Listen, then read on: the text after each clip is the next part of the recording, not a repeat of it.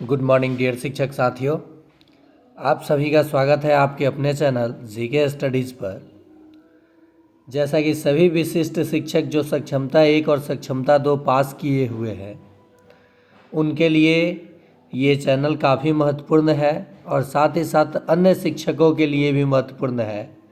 शिक्षा विभाग से जुड़ी किसी भी खबर की अप टू डेट मैं आपको 100% देने की कोशिश करूँगा। उसके लिए आप चैनल को सब्सक्राइब कर लीजिए, बेल आइकन दबा दीजिए ताकि जब भी मैं वीडियो अपलोड करूं तो आप तक लिंक चला जाए। तो आइए आज के इस वीडियो में हम लोग जानेंगे बिहार सरकार शिक्षा विभाग की ओर से कौन से ठोस कदम उठाए जा रहे हैं जिन शिक्षकों का HRMS ऑनबोर्डिंग नहीं हुआ है। उसके लिए आप पहले भी देख चुके हैं कि पत्र भी निकाला जा चुका कि जिन शिक्षकों का HRMS ऑनबोर्डिंग नहीं हुआ है, ऑनबोर्डिंग करने के साथ साथ जल्द से जल्द उनका वेतन भुगतान किया जाए, क्योंकि 2 से 3, 3 से 4 महीने का अगर वेतन किसी का रुकता है तो बहुत सारे चीज़ें उनसे जुड़ी हुई है, बहुत सारे काम भी उस वेतन से जुड़ा हुआ है, वो सब स्थगित हो जाता है। तो शिक्षा विभाग की ओर से ये त्वरित कार्रवाई करते हुए HRMS ऑनबोर्डिंग किया जा रहा है और बारी बारी से वेतन भी जारी किया जा रहा है। अब बहुत सारे शिक्षकों का यहाँ कमेंट मेरे पास आता है कि सर HRMS तो 20 दिन पहले हो गया, 10 दिन पहले हो गया, लेकिन मेरा वेतन अभी तक नहीं आया। बारी बारी से सबका वेतन जा रहा है, जाएगा भी, एक एक पैसा आपको जोड़ के मिल जाएगा। हाँ, यही है कि थोड़ा देरी हो रहा है तो परेशानी बढ़ रहा है। अब बात रहा कि वेतन भुगतान तो हो जाएगा जिनका HRMS ऑनबोर्डिंग हो चुका है। बहुत सारे शिक्षकों का ये भी कमेंट आ रहा है कि सर मेरा तो ऑनबोर्डिंग ही नहीं हुआ है, कब तक ऑनबोर्डिंग होगा।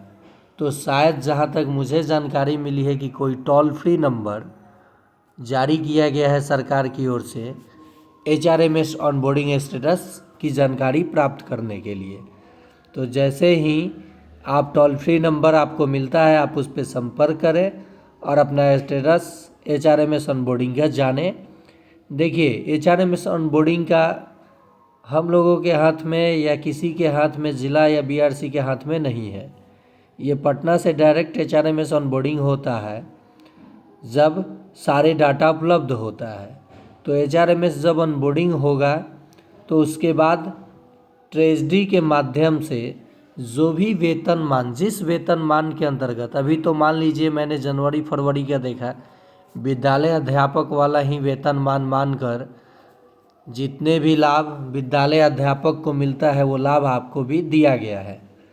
लेकिन ये शिक्षा मंत्री सुनील कुमार जी के द्वारा आश्वासन दिया गया है कि जो 12/12/2024 के समय आपका जो वेतन था, मूल वेतन, उसी को आधार मान करके बीच का रास्ता निकाला जाएगा और उसी पे विद्यालय अध्यापक वाला सारा लाभ आपको दिया जाएगा। तो एक बड़ी खबर है, अगर वो लाभ आपको मिलता है तो निश्चित ही आप विद्यालय अध्यापक से वरीय हो जाएंगे। अगर आपको 12/12/2024 का जो वेतन मिला था, मूल वेतन, वो उसी पे सब लाभ मिल जाए विद्यालय अध्यापक वाला है, तो वरीयता की दृष्टि से देखा जाए तो आप लोग वरीय हो जाएंगे। लेकिन अगर 25,000 ही वेतनमान रह जाता है तब इस पे मैं कुछ भी विशेष बात नहीं बता सकता। 25,000 वेतनमान रहेगा तो आपका योगदान तिथि देखा जाए अगर, तो उसके अकॉर्डिंग तो नियमतः आप जूनियर हो जाएंगे, जो कि है, होना नहीं चाहिए और होगा भी नहीं, शिक्षा मंत्री ने सदन में कहा है। अब बात करते हैं हम लोग कि अभी 2% की वृद्धि हुई है वेतन में, तो जो 53% पे बात चल रहा था अब वो 55% पे आपको DA मिलेगा और HRA 5%। लेकिन HRMS 1 जब विद्यालय अध्यापक BPSC टीचर भरे तो उसमें वो फिट था 50% और 4%। तो इसी पे अभी भी वेतन जारी हो रहा है। जो बकाया राशि है वो आपको एरियर में जोड़ करके मिल जाएगा, एरियर में जोड़ करके ये राशि मिल जाएगा। ठीक उसी प्रकार से विशिष्ट शिक्षकों का जैसे वेतन जनवरी और फरवरी माह का जारी हो जाता है और मार्च का, तो अप्रैल माह से जो वेतन या मई से बनेगा वो DA 55%, HRA 5% के हिसाब से जो भी वेतनमान उनका तय होगा, जो भी विद्यालय अध्यापक वाला लाभ उसमें जुड़ेगा, उसके अकॉर्डिंग उनका वेतन बनेगा और बकाया राशि उन्हें भी एरियर में मिल जाएगा, उनका पैसा कहीं डूबेगा नहीं। ये सरकार की ओर से आश्वासन दिया गया है।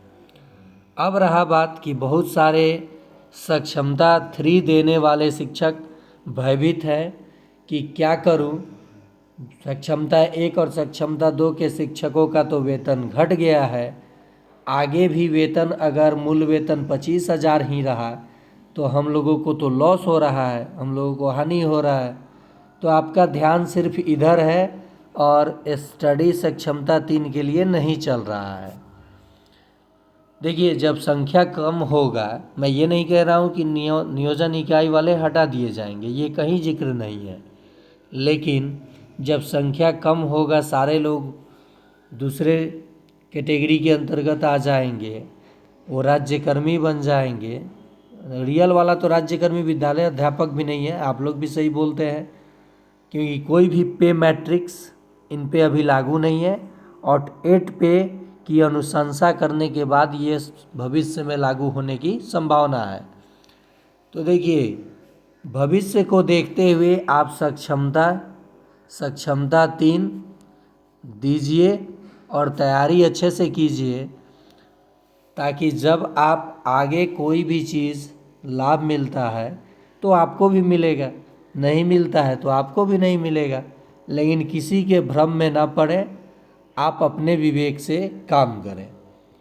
सबसे ज़्यादा HRMS ऑनबोर्डिंग को लेकर के अलग अलग जिला के शिक्षक साथी परेशान हैं, तो उम्मीद है कि आप लोगों की परेशानी इस महीने समाप्त कर दी जाएगी और आप लोगों का HRMS ऑनबोर्डिंग करके वेतन जारी होगा और अप्रैल माह से 55% DA, 5% HRA और जो 12/12/2024-2020 नियमावली के अकॉर्डिंग जो वेतन मान करके आपका वेतन बनेगा, उस पे मैं अलग से वीडियो बनाऊंगा कि कुल कितना आपका पैसा बनेगा अकाउंट में और कितना NPS में जमा होगा और भविष्य निधि आपकी कितनी साल सेवा बची है उसके अकॉर्डिंग आपको कितना पैसा मिलेगा।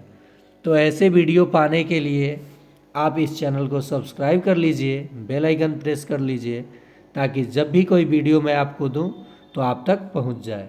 आज के लिए इतना ही।